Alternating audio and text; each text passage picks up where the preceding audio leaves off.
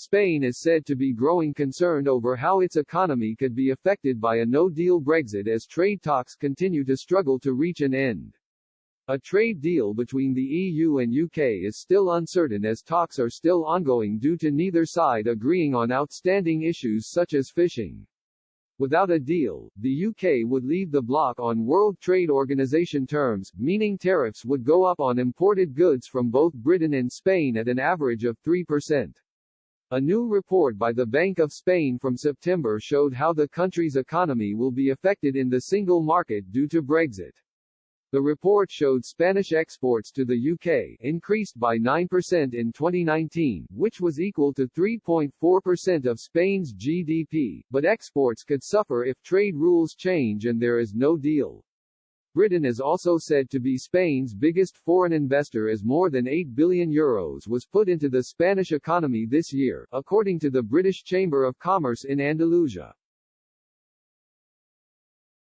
Michael Gashoric, Professor of Economics at the University of Sussex and Director of the UK Trade Policy Observatory, warned EU countries such as Spain may be feeling reluctant to work with the UK after the transition period ends. He added it did not surprise him that Britain was now recording falling market shares in exports of goods by certain industries. He warned that in some EU markets, there is some incentive not to buy in the UK, due to the uncertainty over pricing and regulations from next month. Spain is the UK's seventh largest trading partner, according to the Department of International Trade. The main British exports to Spain include cars, medicinal and pharmaceutical products, as well as mechanical power generators and consumer goods. Meanwhile, the UK also exports financial, IT and business services to Spain. On top of Brexit uncertainty, the Spanish economy is already deep in recession due to the coronavirus pandemic. The government is expected to work out its forecast for economic contraction this year to between 10% and 11% of GDP.